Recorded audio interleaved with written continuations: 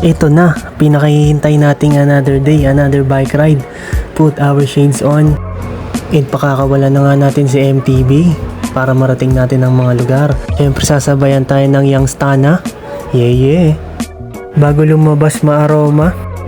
Siyempre pangiti-ngiti lang tayo dyan, pero galing tayo sa matinding overtime. Siyempre ginampanan natin ang mabuti ang ating trabaho, kaya naman ngayon kailangan natin mag-relax. Sabihin ko na sa inyo kung anong main purpose na ito, no? Kaya tayo nag-start mag-bike vlogging kasi way back year ago, syempre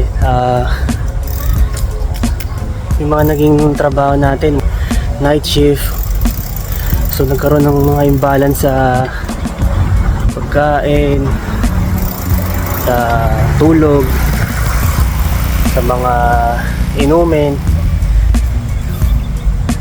Kaya this year nag-decide ako magpa-check up kasi nakaramdam tayo ng mga kakaiba sa nararamdaman natin sa usual. Bata-bata pa tayo, hindi natin mararamdaman, pero ngayon we're turning 27 na. Sabi ko parang may nag-iba. So yun, na-found out natin mataas yung SGPT. So, kung mataas yung SGPT natin sa medical, it means that there's a fat on our liver. So yun, nakita nga ni CT scan na meron tayong fatty liver, kaya nag-start na tayo mag-change ng lifestyle. That's why we come out for this biking activity. So yun, 2 months after nating magpa-kondisyon, iwasan lahat ng masamang pagkain. Good thing to know na nag-normalize yun, no? Tanggal natin yung fatty liver natin. So healthy na tayo ulit ngayon. When we say healthy, para maabot natin yung ganon, maging healthy ulit, sa loob ng 2 buwan, iniwasan ko na kumain ng 3 kanin sa isang kainan. 2 beses na rin lang tayo kumakain sa isang araw. And then yung reseta ni Doc, sinunod natin, gumamit tayo ng milk thistle, like brands ng Liver Aid, kasi yun nga daw yung nakaka-help sa liver natin.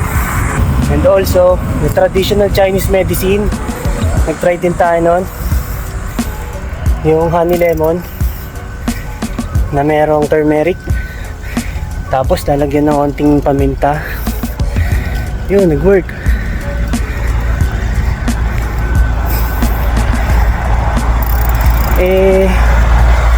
Kung hindi natin siya agapan, yung liver natin magsasuffer. Ang mangyayari niyan, kakaroon ka ng liver cirrhosis. Pwedeng kumantang sa liver cancer. Siyempre kadikit niyan yung gallstones. Magkakasama kasi yan eh. Kaya kung mapapansin nyo, pag nagbablog tayo, iniingatan ko kayo wag mapasok sa ospital kasi mahirap mag-overthink eh.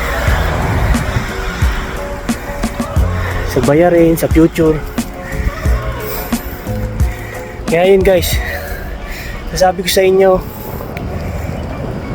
kung nararamdaman yung may iba na sa nararamdaman nyo, then alam nyo sa sarili nyo na yung lifestyle nyo ay di ka ganun kaganda para sa kalusugan. Siguro kung napanood nyo tong video ko na to, yun na yung panahon para makapag self evaluation. Kung sa ganun makapag change na rin kayo ng lifestyle. Kaya yun lang. Kaya kitip pa tayo. April 18 na find out natin meron tayong fatty liver. At winarkout natin yan June 22. Naayos natin ang ating fatty liver na wala na yung fats dyan. At healthy na ulit tayo. Taas na natin.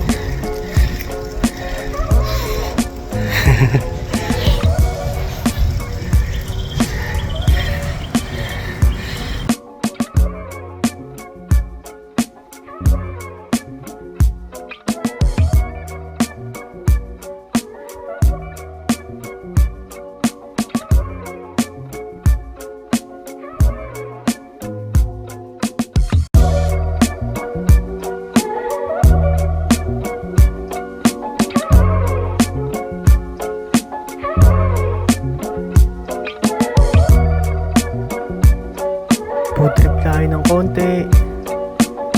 Siyempre, agatin na natin ang pinakamasarap na Yum Burger. Short ride lang muna tayo today, 15 kilometers. Pero nakapagsunod pa tayo ng 487 calories, pang tumbas lang sa kinain nating Yum Burger. Peace out!